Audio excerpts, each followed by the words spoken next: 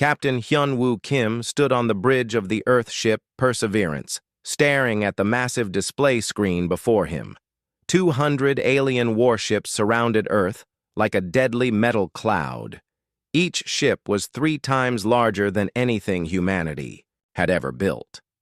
Their dark hulls gleamed with unknown weapons and technology that made Earth's defenses look like toys. The communication system crackled to life. A deep, harsh voice filled the bridge. The translator worked quickly to change the alien words into human language. "Humans of Earth," the voice said. "I am Supreme Commander Vextar of the Zorathian Empire.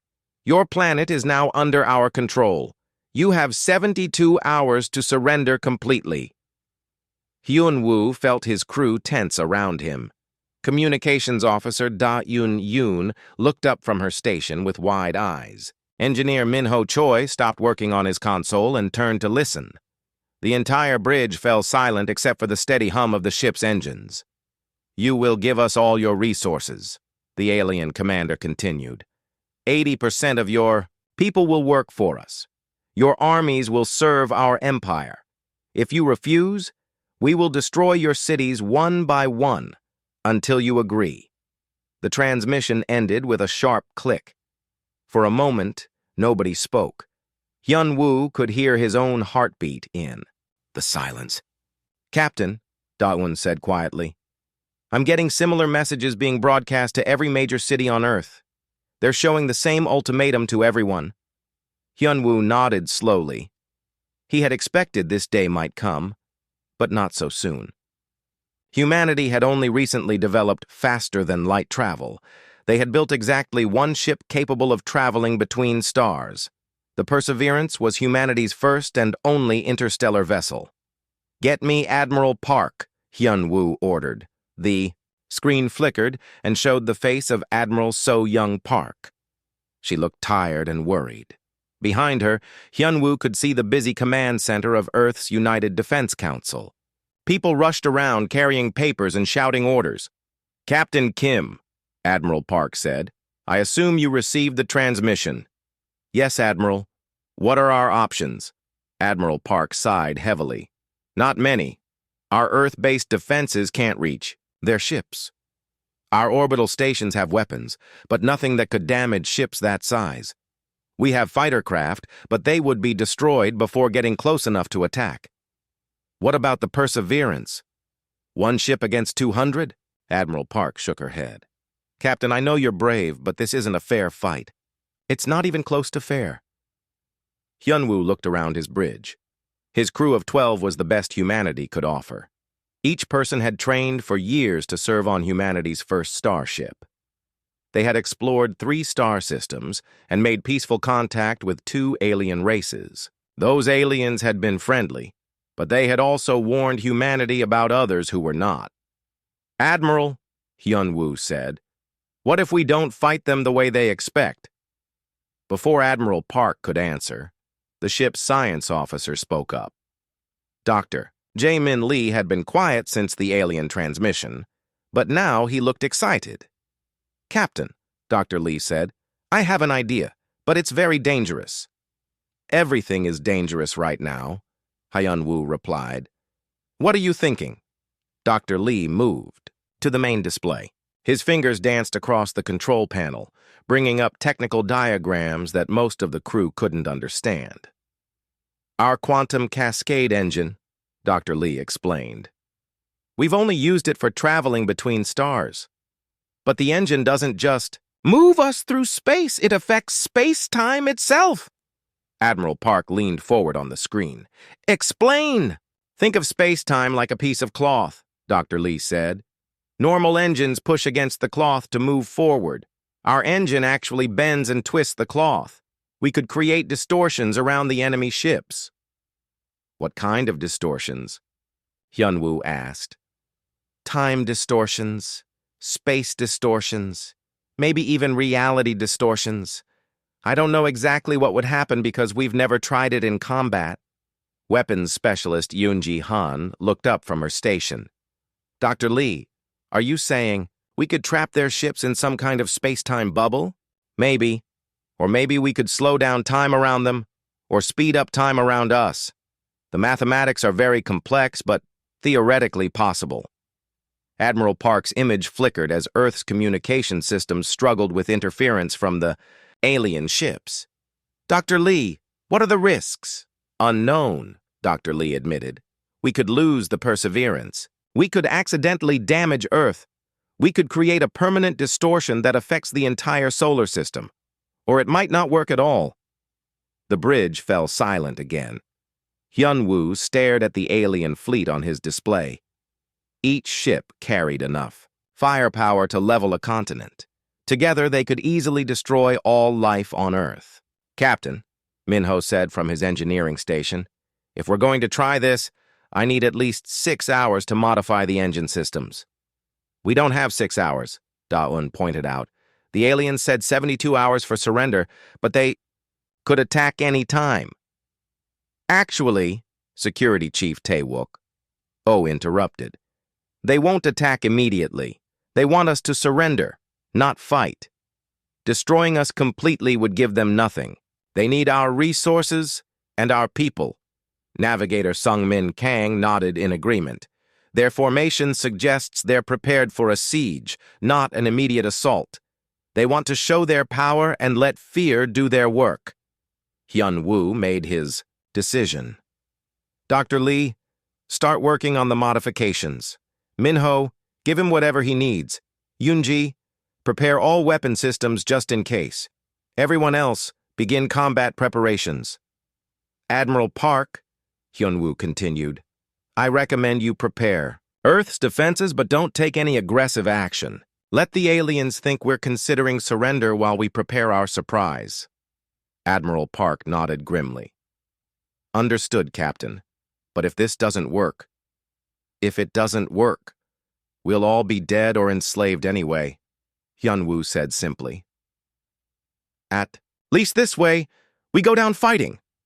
As the communication with Earth ended, Hyun-woo looked at his crew. Young-hee Seo, their pilot, was already running calculations for combat maneuvers. Medical Officer Ji-hoon An was securing the medical bay for potential battle damage. Every person on the ship knew they were about to attempt something that had never been tried before.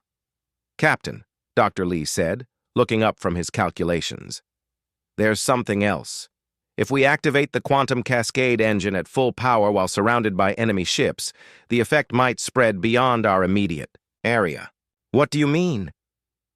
Any ship touched by the quantum distortion might carry the effect with them. If they try to retreat or communicate with other ships, they could spread the distortion across their entire fleet. Hyun-woo felt a small smile cross his face for the first time since the aliens had arrived. So we might not just affect the ships here. No, Captain. We might affect their entire empire. Outside the Perseverance, the massive alien fleet continued its silent watch over Earth.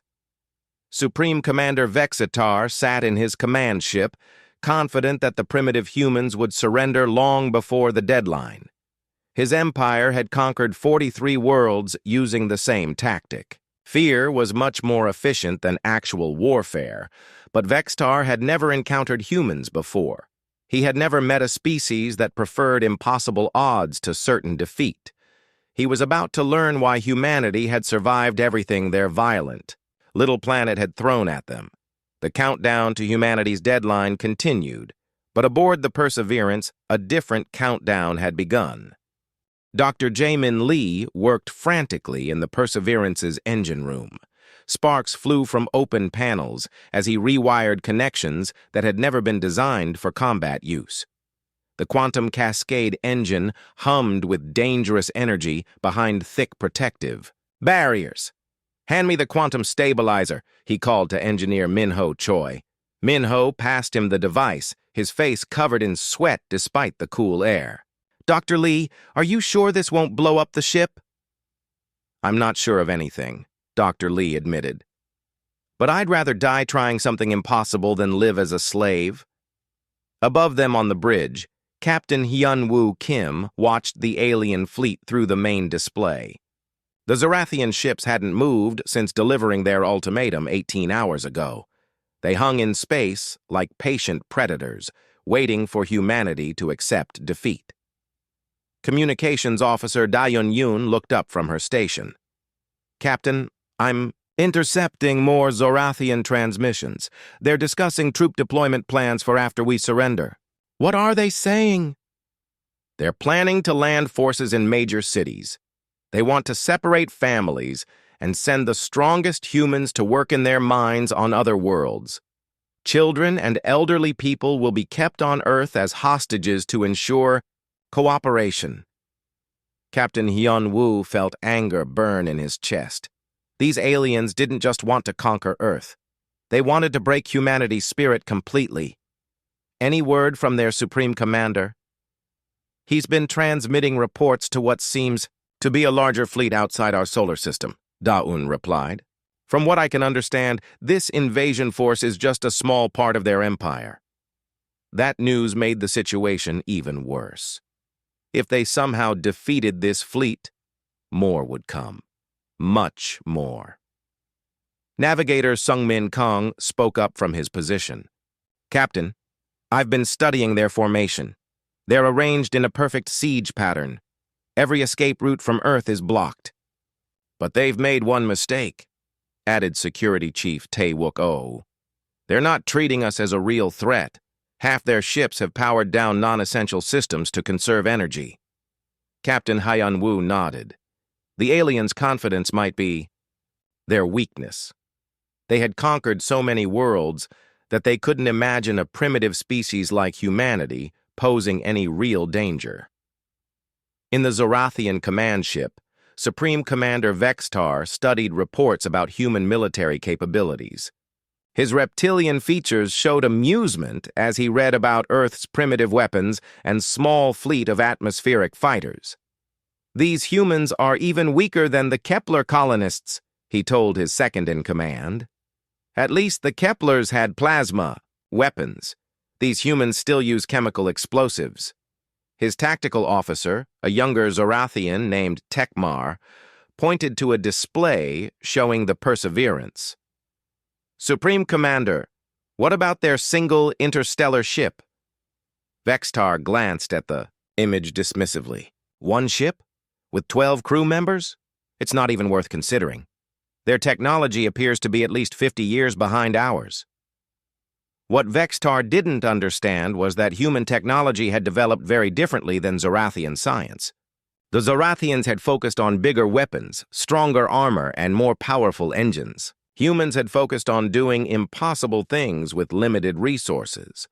Back on the Perseverance, Dr. Lee finished his modifications to the quantum cascade engine.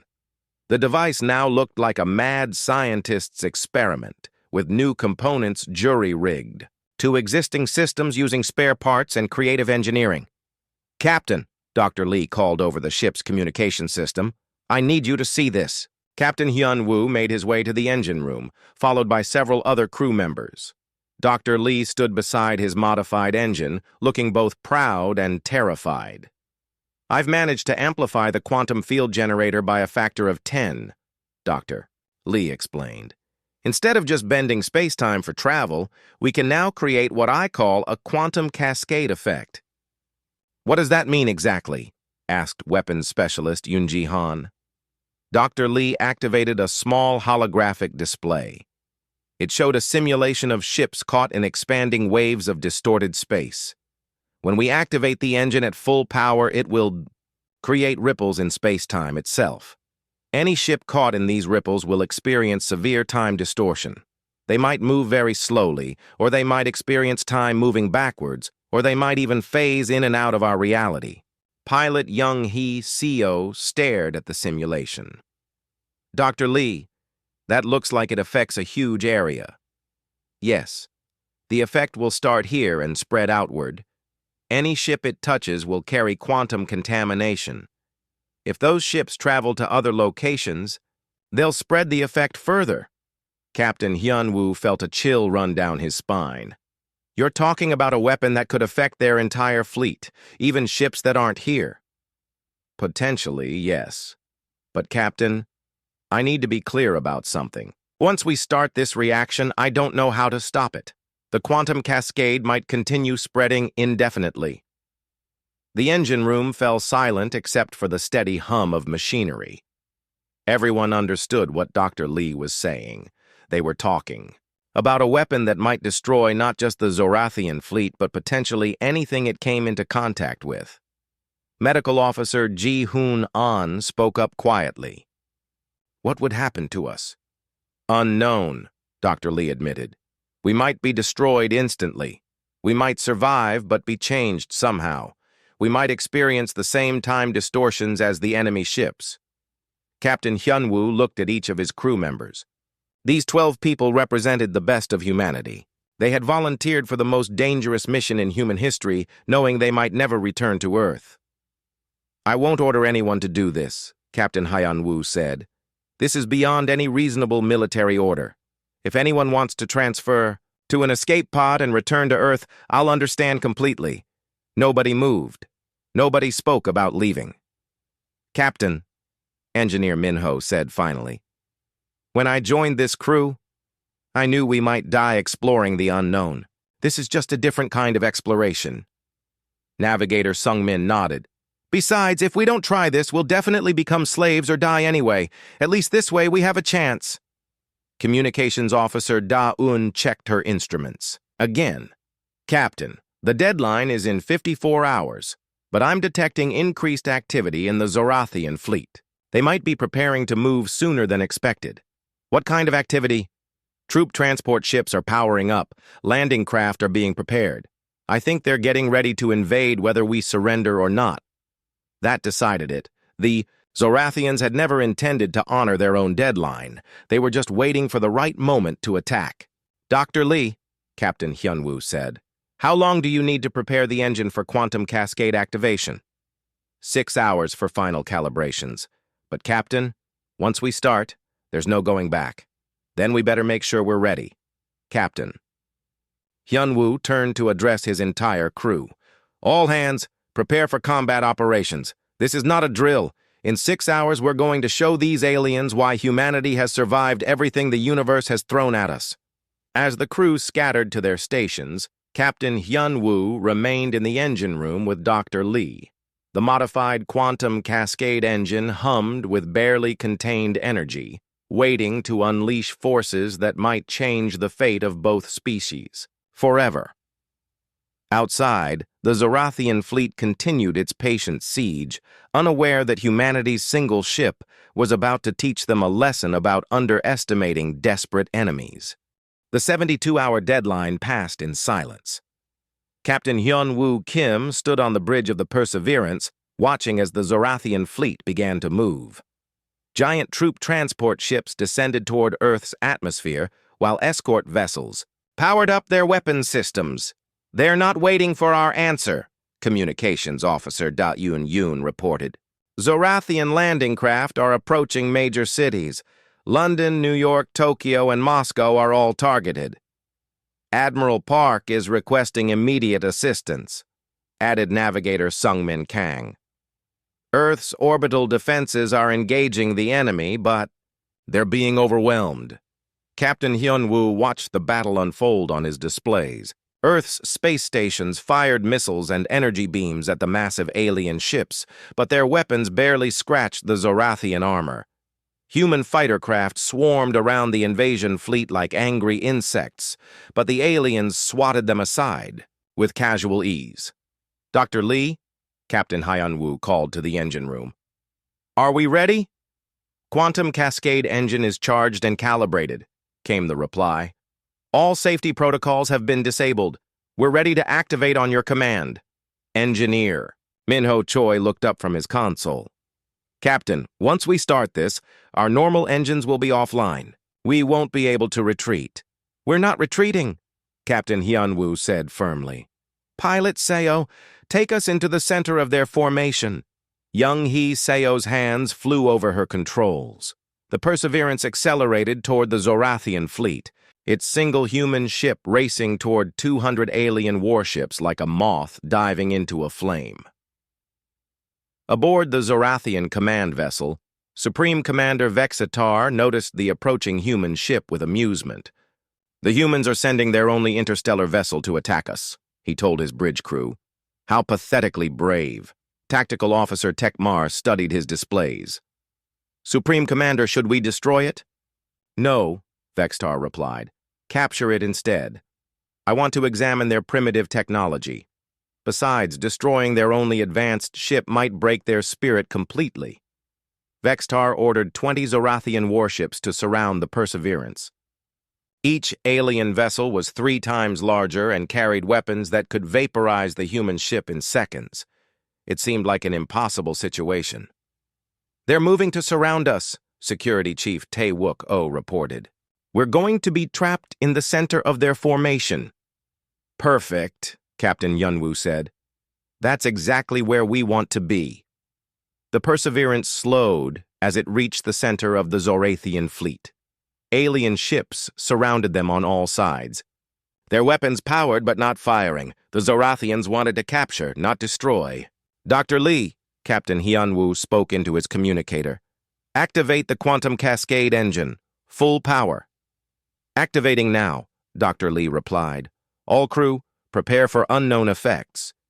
Deep in the Perseverance's engine room, the modified quantum cascade engine began to glow with an eerie blue light. Energy readings climbed beyond any previous levels as the device prepared to bend space-time itself. "Quantum field building," Dr. Lee reported. 50% power, 75%, full power achieved. Cascade effect initiating in 3, 2, 1. The universe seemed to hiccup. A wave of distorted space exploded outward from the Perseverance like ripples in a pond. The first Zorathian ships to be touched by the quantum cascade simply stopped moving. They hung in space as if frozen in time, their lights flickering strangely. "What's happening to them?" Weapons specialist Yoonji Han asked, staring at her displays. "Time distortion," Dr. Lee explained, his voice filled with wonder and terror.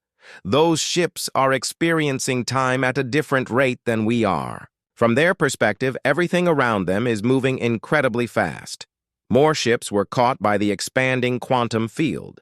Some began moving in slow motion, their normal operations taking minutes instead of seconds. Others flickered in and out of existence as they phased between different dimensional states. On the Zorathian command ship, alarms blared as impossible readings flooded their sensors. "Supreme Commander," Tekmar called out in panic, "our escort ships have stopped responding.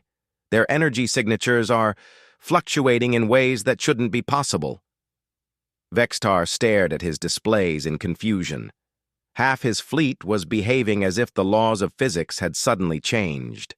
Some ships were moving backwards through their own timeline, undoing actions they had just performed. Others seemed to exist in multiple locations simultaneously. "What kind of weapon is this?" Vexitar demanded. But his science officers had no answers. Zorathian technology was advanced, but it was built on conventional physics.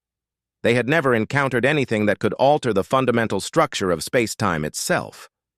The quantum cascade continued to spread. Ships that tried to flee the effect discovered that they carried quantum contamination with them. As they moved to different positions in the fleet, they spread the distortion to previously unaffected vessels. "Captain," Navigator Sungmin reported, "the cascade is following their retreat paths. Every ship they've moved is now affected." "And it's spreading faster than I calculated," Dr. Lee added from the engine room.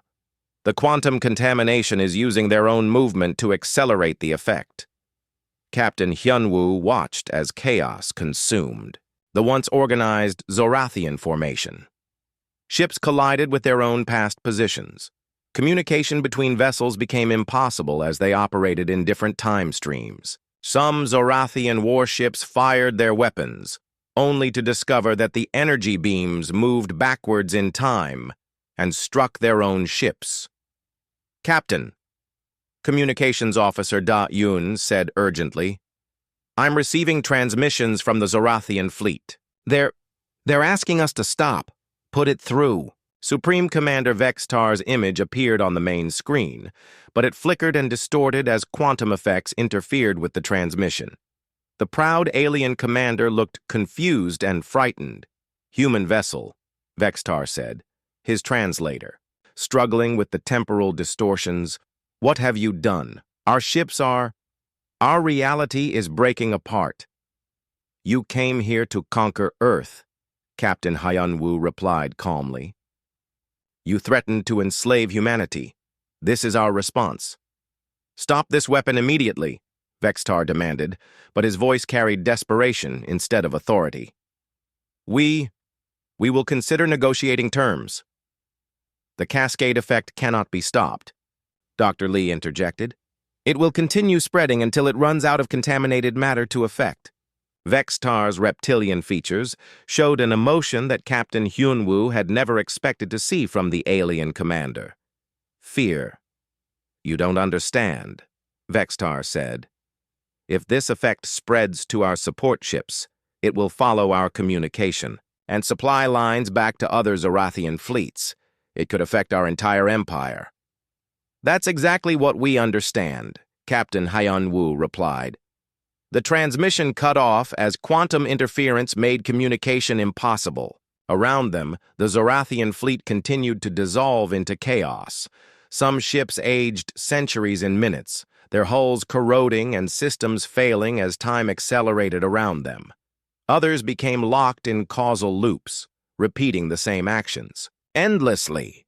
"Captain," Medical Officer Ji-Hoon An reported, "I'm detecting strange readings from our own crew. The quantum field is affecting us too, but differently." "How so?" "We seem to be synchronized with the cascade effect somehow. We're experiencing time normally while everything around us operates at different rates." Dr. Lee's voice came from the engine room. "That makes sense. We're at the center of the cascade. We're like the eye of a storm. But even as humanity's desperate gambit succeeded beyond their wildest hopes, new problems were emerging. The quantum cascade wasn't just affecting the Zorathian fleet around Earth. As contaminated ships tried to retreat or communicate with distant vessels, they were spreading the effect throughout the enemy empire." "Captain," Daewon said quietly, "I'm picking up distress signals from Zorathian ships in other star systems. The cascade is spreading faster than light through their communication networks." Captain Hyunwoo felt a chill of realization. They had wanted to save Earth from invasion. Instead, they might have unleashed a weapon that could destroy an entire galactic civilization. The universe had changed in ways that no one fully understood, and humanity was responsible for the consequences. Dr. Jae-min Lee stared at his instruments in growing horror. The readings made no sense according to everything humanity knew about physics. The quantum cascade engine had created something that shouldn't exist. "Captain," he called to the bridge, "we have a serious problem. The cascade effect isn't just spreading through space. It's creating permanent fractures in space-time itself." Captain Hyunwoo Kim left the bridge and hurried to the engine room. What he saw there made his blood run cold. The modified quantum cascade engine was surrounded by floating patches of distorted space that seemed to bend light around them. "What am I looking at?" Captain Hyunwoo asked. "Space-time fractures," Dr. Lee explained, pointing to the strange distortions. "Think of reality as a piece of glass. We've created cracks in that glass, and the cracks are spreading." Engineer Min-ho Choi looked up from his console with a pale face. "Dr. Lee, these readings show the fractures extending beyond our ship. They're following the quantum contamination wherever it goes, which means they're spreading throughout the Zorathian fleet and beyond," Dr. Lee confirmed. "Every ship affected by the cascade is creating new fractures in local space-time." "Captain," Hyunwoo felt the weight of responsibility crushing down on him. "Are we talking about permanent damage to reality?" "I don't know," Dr. Lee admitted. "This is completely new territory, but Captain, it gets worse. The fractures aren't just affecting space and time. They're changing the fundamental laws of physics in localized areas." To demonstrate, Dr. Lee dropped a small tool. Instead of falling to the floor, it moved sideways and then began floating in midair. "In this spot," Dr. Lee explained, "gravity works differently. Over there," he pointed to another area, Electromagnetic fields are reversed, and that section seems to exist in multiple dimensions simultaneously. On the bridge, navigator Sung-Min Kang was discovering the same thing. "Captain, I'm getting impossible readings from the Zorathian ships. Some of them are occupying the same space at different times. Others have simply vanished from our instruments, but I can still see them visually."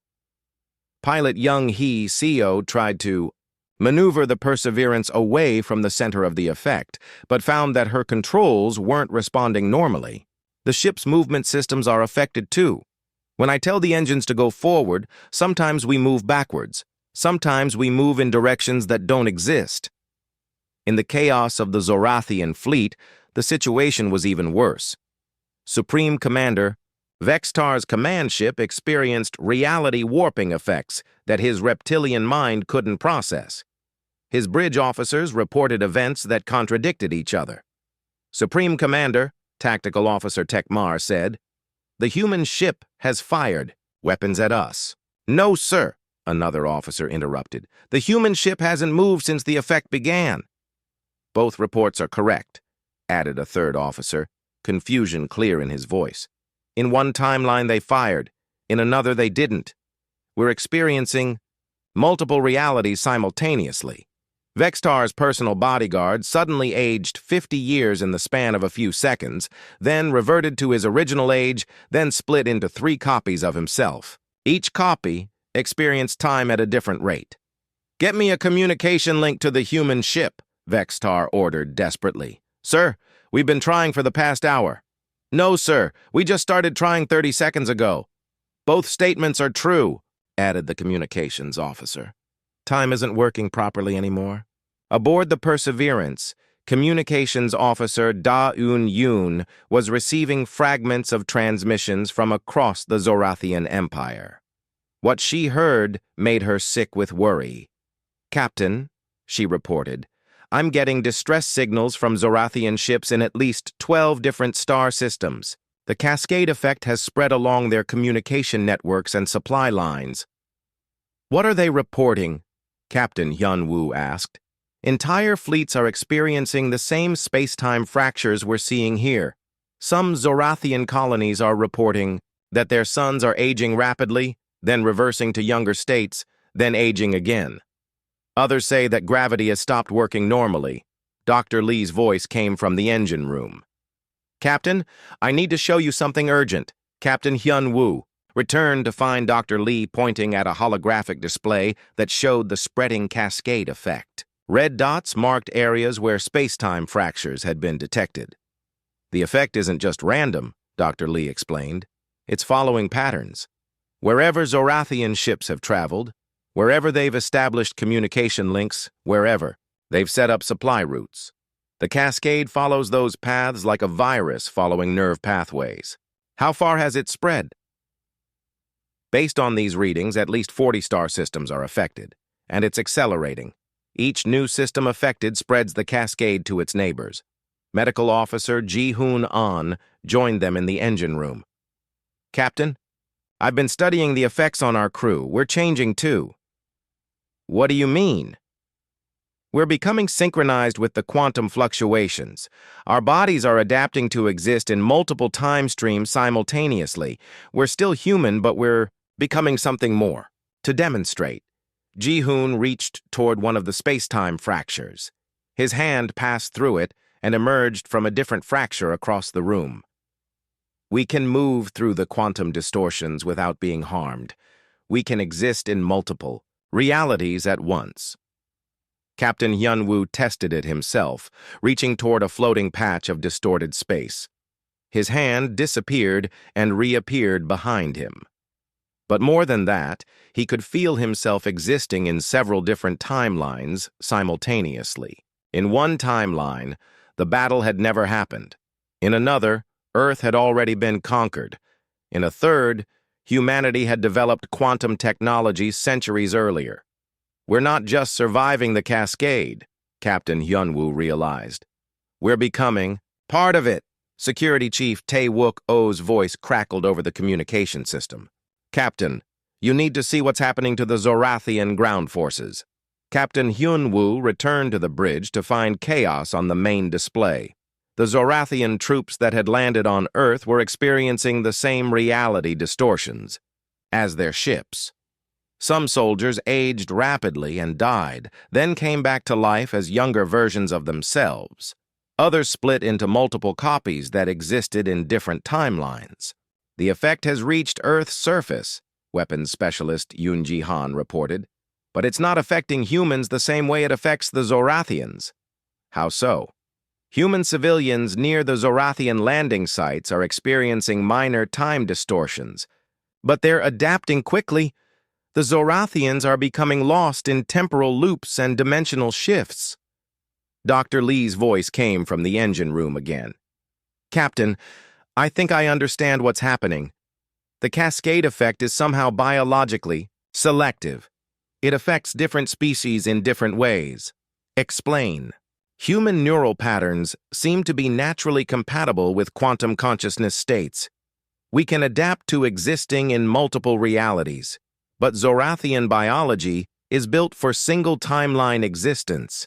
The cascade is literally driving them insane by forcing them to experience multiple contradictory realities. Navigator Sung-min checked his instruments. Captain, I'm detecting more Zorathian ships approaching from outside the solar system. A massive fleet, much larger than the invasion force. Reinforcements? I don't think so. They're transmitting emergency signals. They're not coming to attack. They're coming to rescue the ships trapped in the cascade. Communications officer. Dayoon managed to intercept some of the incoming transmissions. Captain, the new fleet is led by someone called High Admiral Zorf. He's ordering all affected ships to retreat immediately and establish a quarantine zone around our solar system. They're trying to contain the effect, Captain Hyun-woo realized. But they don't understand, Dr. Lee added. Any ship that comes into contact with contaminated vessels will spread the cascade further. They're not containing it. They're helping it spread faster. The quantum fractures continued to multiply around the Perseverance. Reality had become fluid, with different laws of physics applying in different areas. The crew found themselves able to move through impossible spaces and exist in multiple time streams. But even as humanity gained incredible new abilities, the price became clear. They had created a weapon that might destroy not just the Zorathian Empire, but potentially the entire galaxy. The cascade showed no signs of stopping, and every attempt to contain it only made it spread faster. Captain Hyun-woo realized that saving Earth might have doomed everyone else in the universe. The cascade effect had been spreading for 6 hours when Dr. Bo-ram Kim, Captain Hyun-woo's sister and the ship's quantum physicist, made a discovery that changed everything. She had been studying the quantum fractures from her laboratory deep within the Perseverance when her instruments detected something impossible. Captain, she called urgently over the ship's communication system, you need to come to the quantum lab immediately. What I'm seeing here? It's beyond anything we imagined. Captain Hyun-woo made his way through corridors that no longer followed normal geometry. The ship's interior had been affected by the space-time fractures, creating passages that seemed to fold in on themselves. He found his sister staring at a holographic display that showed infinite branching patterns. Bo-ram, what am I looking at? Timeline branches, she explained, her voice filled with awe and terror. The cascade isn't just creating one reality distortion. It's creating infinite parallel timeline branches, each with slightly different outcomes. Dr. Bo-ram manipulated the display to show different branches. In some timelines, the Zorathians had never attacked Earth. In others, humanity had developed quantum technology centuries earlier. In still others, the invasion had succeeded and Earth was already enslaved. Every quantum fracture creates a new branch point, Dr. Bo-ram continued, and every person affected by the cascade exists in multiple branches simultaneously. We're not just experiencing one reality anymore, we're experiencing all possible realities. What does that mean for the people affected? For humans, it means we're becoming something beyond normal existence. We can see all possible outcomes and choose which reality we want to experience. But for the Zorathians, Dr. Bo-Ram's expression grew grim. Their biology can't handle multiple timeline awareness. They're being torn apart by experiencing contradictory realities simultaneously. Medical Officer Ji-hoon An arrived at the lab looking shaken. "Captain, I've been examining the effects on Zorathian crew members we rescued from damaged ships. What I found is disturbing." "Show me." Ji-hoon activated his medical scanner and displayed the results. Zorathian neural patterns are designed for linear time perception. When exposed to quantum temporal displacement, their minds fragment. Some are aging rapidly while their consciousness remains young. Others are reverting to younger physical states while retaining adult memories. A few exist as multiple versions of themselves simultaneously. Can we help them? I don't know. Their reptilian biology is fundamentally incompatible with quantum. Temporal exposure. Every moment they spend in the cascade field makes their condition worse. Captain Hyunwoo felt the weight of responsibility growing heavier. They had created a weapon that was more horrible than anything they had intended. It didn't just kill enemies, it tortured them by destroying their sense of reality itself. "Dr. Bo-Ram," he said, "is there any way to reverse or contain the cascade?" "I've been running calculations for hours," she replied. "Every model I create shows the same result. The cascade is self-sustaining now. It feeds on quantum uncertainty, and the universe is full of uncertainty. It will continue spreading until it runs out of matter to affect. Which means, eventually, it could reach every star system in the galaxy. Every world, every civilization, every living being could be affected." Navigator Sungmin Kang's voice came over the communication system. "Captain, urgent developments in the Zorathian fleet formations." Captain Hyunwoo returned to the bridge to find chaos on the main display. The Zorathian rescue fleet had arrived and immediately began experiencing the same reality distortions as the original invasion force. High Admiral Zorth's massive command ship flickered between multiple dimensional states as it tried to communicate with the affected vessels. The Admiral himself appeared on their screens as several different versions of himself, each existing in a different timeline. "Human vessel," High Admiral Zorth said, his image shifting between different ages and states of being. We are High Admiral Zorth of the Zorathian Defense Fleet. We demand that you cease this attack immediately." "We can't stop it," Captain Hyunwoo replied honestly. "The cascade effect is beyond our control now." "Then you have doomed not just our empire, but potentially every civilization in the galaxy," Zorth responded. "Do you understand what you have done?" Communications Officer Dae-eun interrupted. "Captain, I'm receiving transmissions from Zorathian worlds throughout their empire. The cascade has reached their home world." The main screen changed to show intercepted broadcasts from the Zorathian home system. What Captain Hyunwoo saw there made him sick with horror. Entire cities were caught in temporal loops, building and destroying themselves endlessly. The Zorathian government centers flickered between past and future states. Some areas experienced time moving backwards, with dead leaders coming back to life only to die again in endless cycles. "The cascade reached our homeworld through our communication networks," High Admiral Zorth explained, his multiple selves speaking in unison. "Our greatest cities are trapped in time paradoxes. Our people are experiencing their entire lives simultaneously. Birth, childhood, adulthood, and death all happening at once." Dr. Jamin Lee's voice came from the engine room. "Captain, the cascade is accelerating. Each new system it affects increases the rate of spread. We've reached a critical threshold." "What kind of threshold?" "The point where the effect becomes truly unstoppable. Even if we could somehow shut down our quantum cascade engine, the fractures in space-time are now self-sustaining. They're creating new quantum distortions faster than the old ones fade." Security. Chief Tae-wook studied his tactical displays. "Captain, there's something else. The cascade is affecting different species in different ways. I'm receiving reports from other alien civilizations. What kind of reports? Some species seem to be adapting like we are. Others are being destroyed like the Zorathians. And a few seem to be gaining abilities we can't understand. Young Hiseo looked up from her pilot controls. Captain, our ship's capabilities are changing too.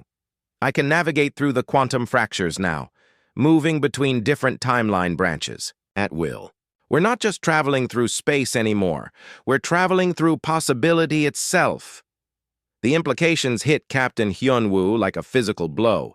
Humanity had become something beyond normal existence, but they had also unleashed a force that was transforming or destroying every other civilization it touched.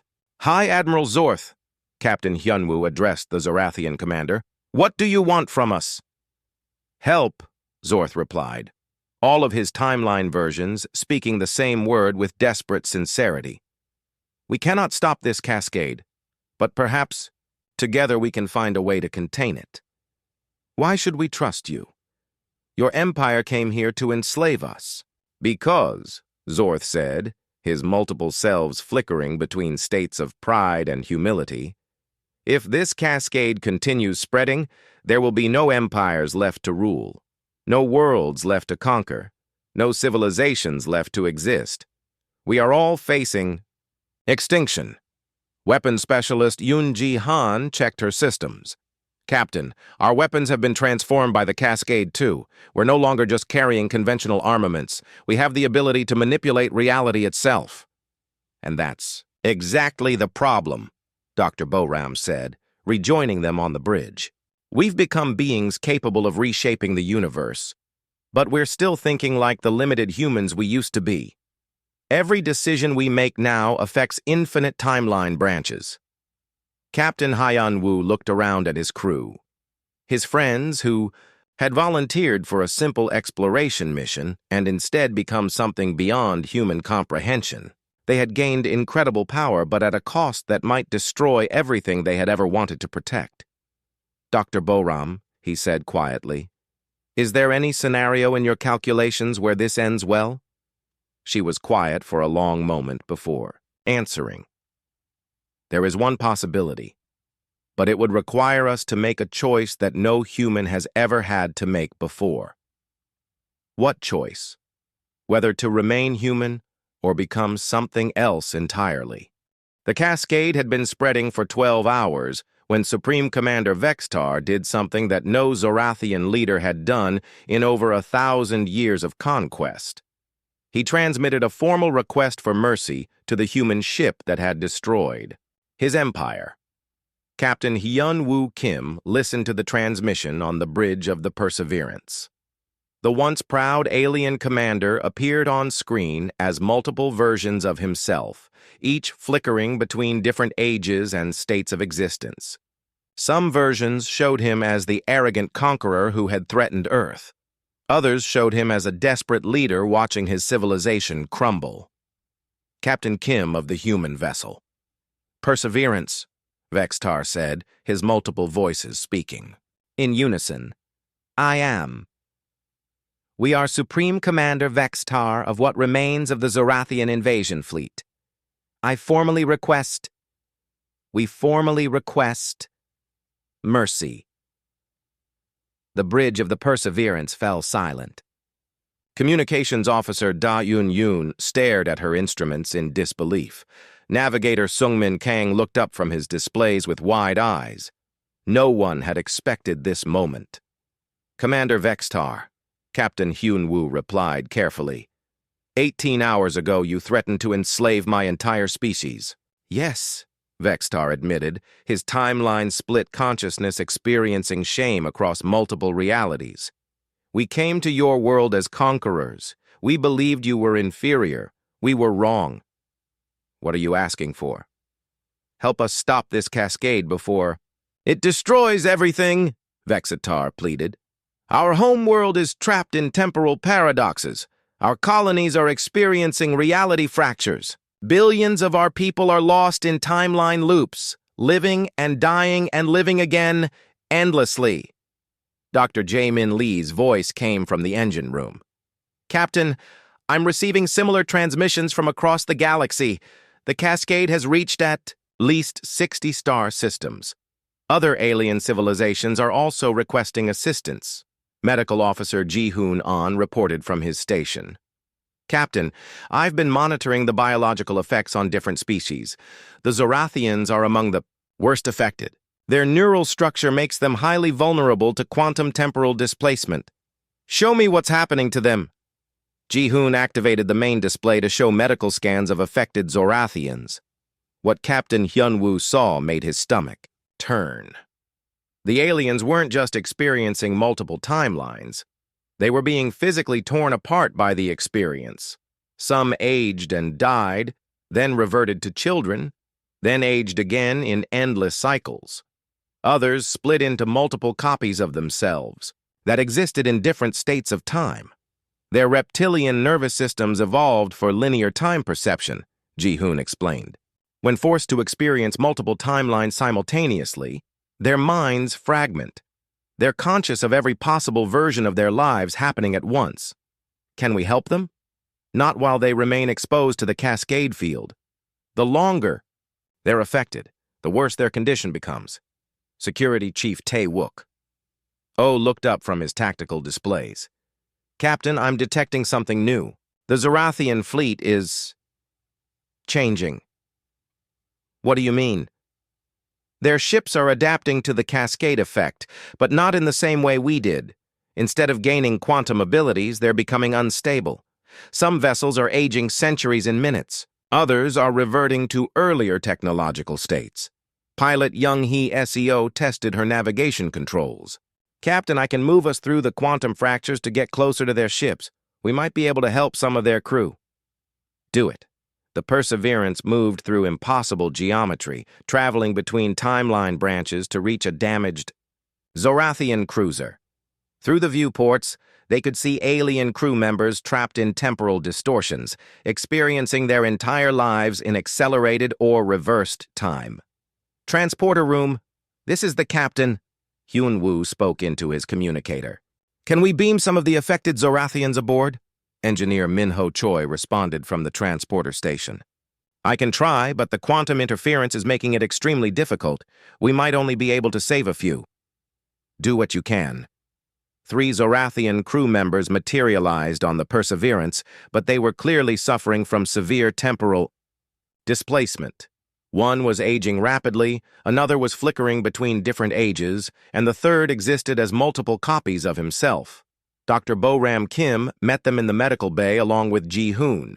"The quantum cascade has integrated them into multiple timeline branches," she explained. "They're experiencing every possible version of their lives simultaneously." "Can we stabilize them?" "Maybe. Our quantum-adapted biology seems to have a stabilizing effect on others. But Captain, there's something else you need to know." "What?" "The cascade isn't just spreading randomly anymore. It's following patterns of consciousness.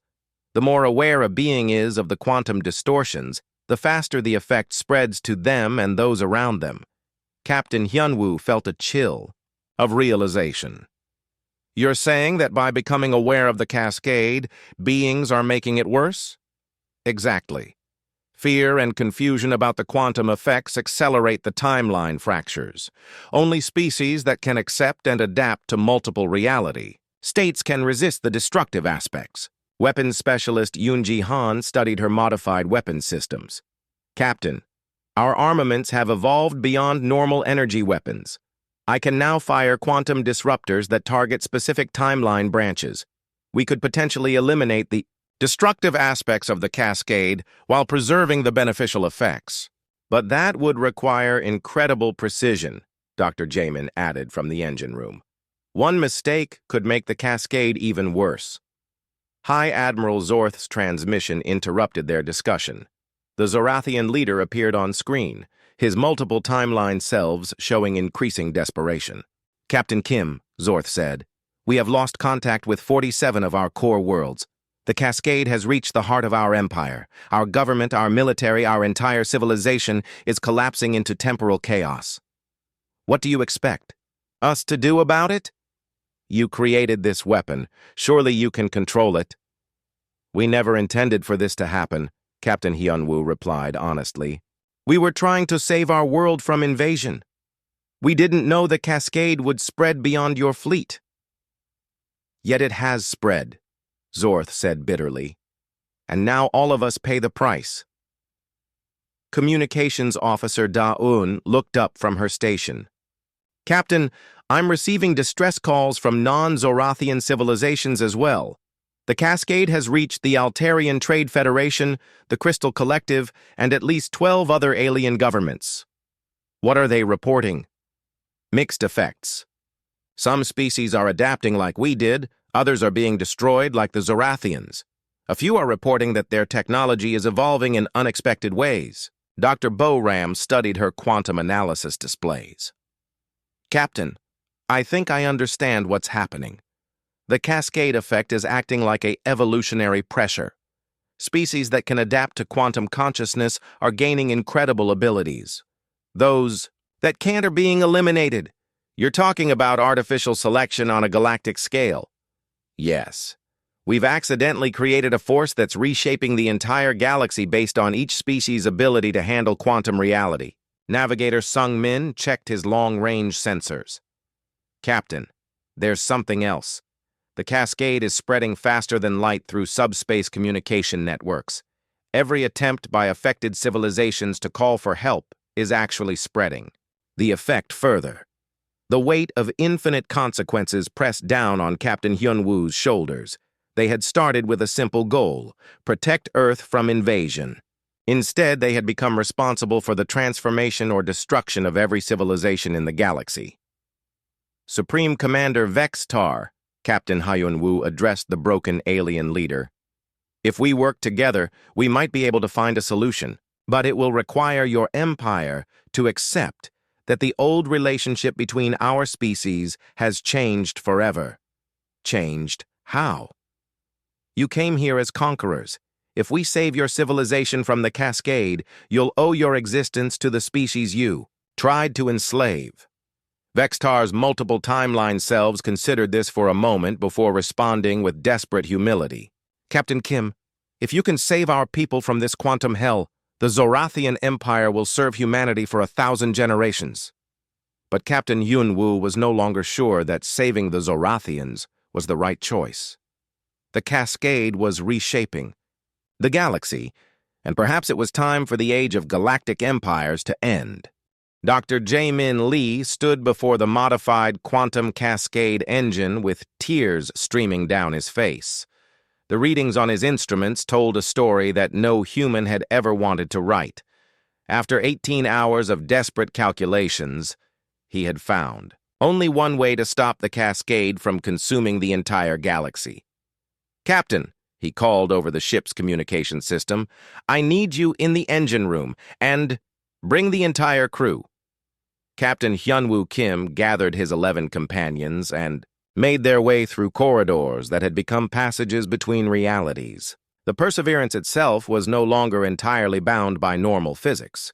Rooms existed in multiple dimensions, and the ship could travel between timeline branches at will.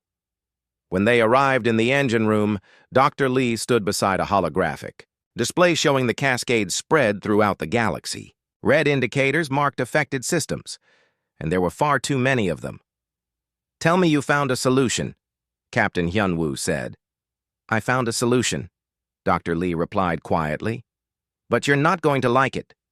He manipulated the display to show quantum field equations that only he and Dr. Bo-Ram Kim fully understood. The cascade is self-sustaining now. It feeds on quantum uncertainty, and the universe is essentially infinite uncertainty. It will continue spreading until it affects every atom of matter in the galaxy. But you said you found a way to stop it. There is one way. We can create a quantum anchor point by flying the Perseverance directly into the cascade's epicenter and using our ship as a stabilizing focus. The cascade would collapse into a controlled singularity, stopping its spread. Engineer Min-ho Choi looked up from his calculations. Dr. Lee, wouldn't that destroy the ship and everyone aboard? Yes, Dr. Lee said simply.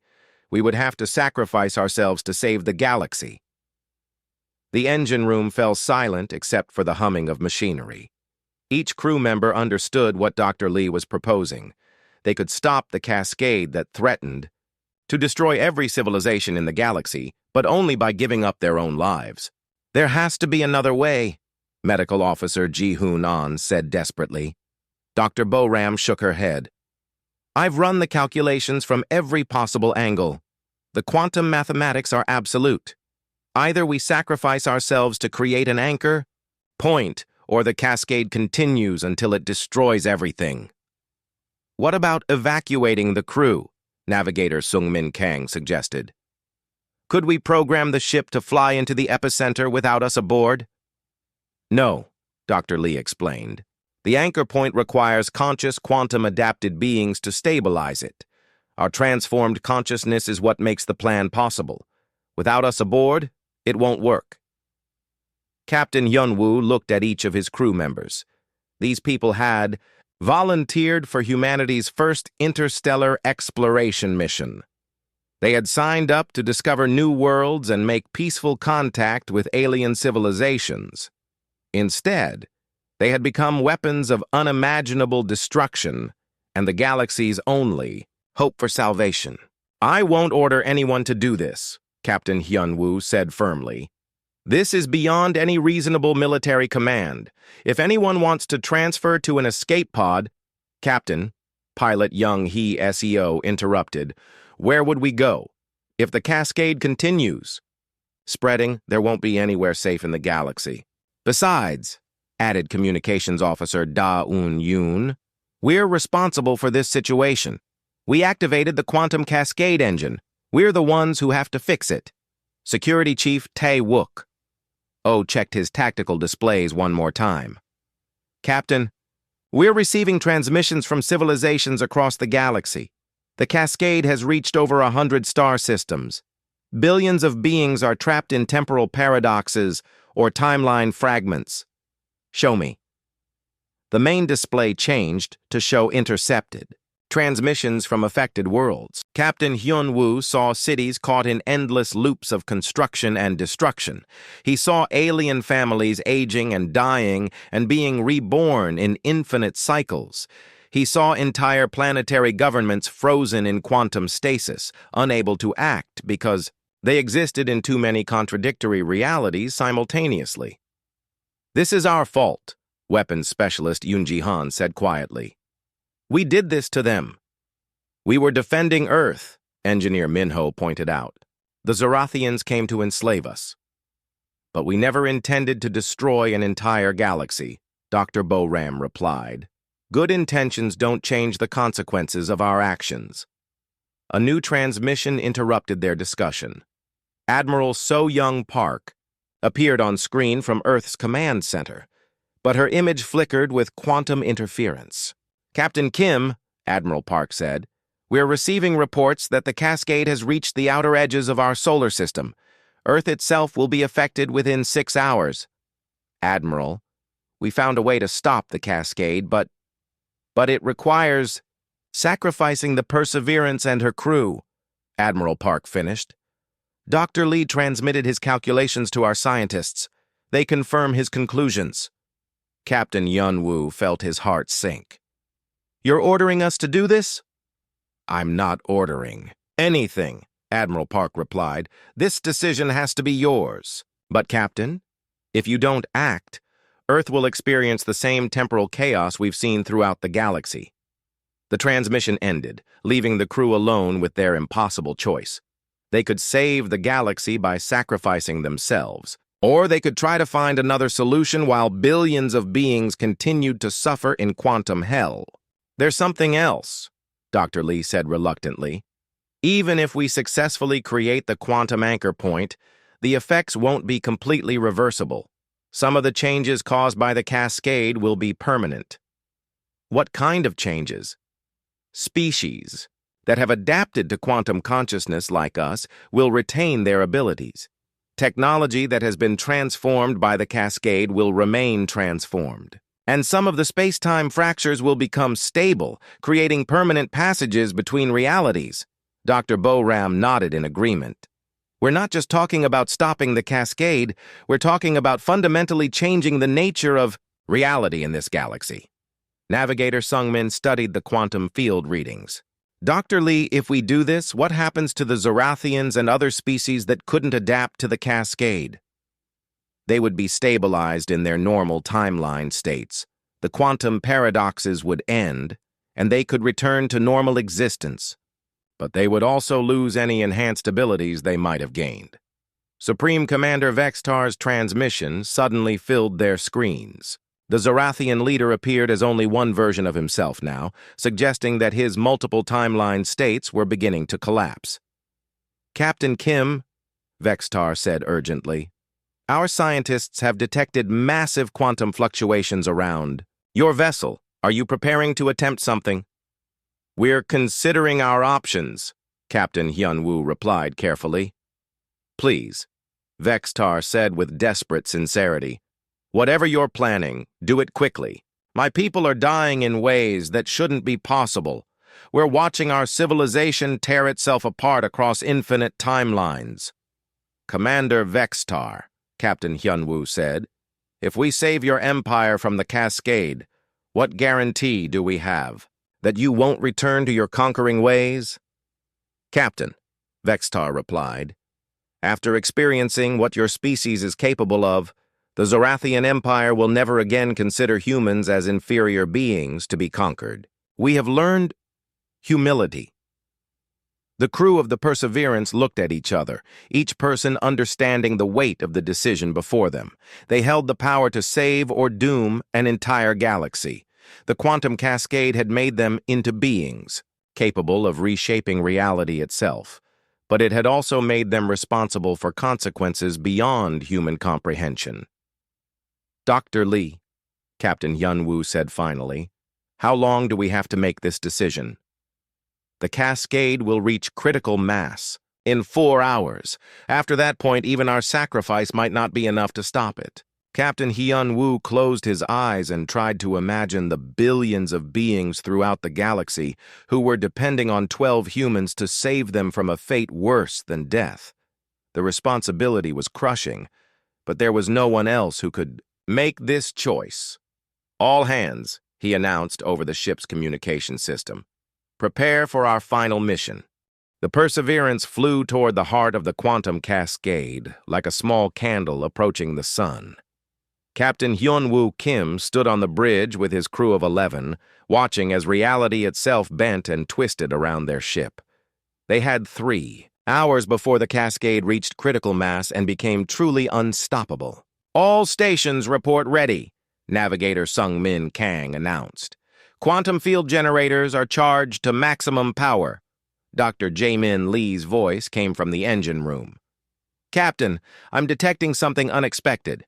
As we approach the cascade's center, our quantum consciousness is expanding. We're beginning to perceive all possible timelines simultaneously. What does that mean? We're experiencing every possible outcome of our mission at once. Success, failure, and infinite variations between them. It's overwhelming. Captain Hyun-woo felt it too. His consciousness was stretching across multiple realities. In some timelines, they successfully stopped the cascade and saved the galaxy. In others, their sacrifice only made things worse. In still others, they found completely different solutions that no one had imagined. Dr. Boram, he called to his sister, are you seeing this too? Yes, Captain. But there's something remarkable happening. Our expanded consciousness is allowing us to choose which timeline we want to make real. We're not just experiencing possibilities. We're selecting actuality. Pilot Young-hee Seo struggled with controls that responded to her thoughts rather than her hands. Captain, the ship is becoming part of the cascade itself. We're no longer just flying through distorted space. We're becoming the distortion. Communications Officer Daeun Yoon received a final transmission from Earth. Admiral So Young Park appeared on screen, but her image flickered between multiple timeline versions. Captain Kim, Admiral Park said, "Whatever happens, know that humanity is proud of you and your crew. You've shown the galaxy what our species is capable of. Thank you, Admiral. Take care of Earth for us." The transmission ended as quantum interference made further communication impossible. The Perseverance was now completely surrounded by swirling patterns of distorted space-time that defied description. "Captain," Engineer Minho Choi reported, "we're reaching the Cascade's epicenter. I can see the original quantum rupture that started everything." Through the main view screen, they saw a brilliant tear in reality itself. It pulsed with colors that had no names, and through it, they could glimpse infinite other universes where different versions of events had unfolded. "Dr. Lee," Captain Hyunwoo called, "initiate the quantum anchor protocol." Initiating now. All crew members, prepare for timeline integration. What happened next defied every law of physics that humanity had ever discovered. The Perseverance didn't just fly into the quantum rupture, it became one with it. The ship and crew experienced all possible realities simultaneously, their consciousness expanding to encompass infinite variations of existence. Captain Hyunwoo found himself living through every possible version of the mission. He experienced timelines where Earth had never been attacked, where humanity had developed quantum technology centuries earlier, where the Zorathians had arrived as friends instead of conquerors. All of these realities existed simultaneously in his expanded awareness. But in that moment of infinite possibility, Captain Hyunwoo realized something that Dr. Lee's calculations had missed. They didn't have to choose just one timeline. Their quantum-evolved consciousness could integrate multiple realities into a single stable outcome. "All hands," he announced, his voice carrying across multiple dimensions. "We're not going to anchor the Cascade. We're going to redirect it." "Captain," Dr. Boram responded from her position that existed in several realities at once. "What do you mean? Instead of stopping the Cascade, we're going to channel it through ourselves. We'll become a focusing lens that directs the quantum energy toward beneficial outcomes while filtering out the destructive effects." Dr. Lee understood immediately. "We become the control mechanism for the Cascade itself.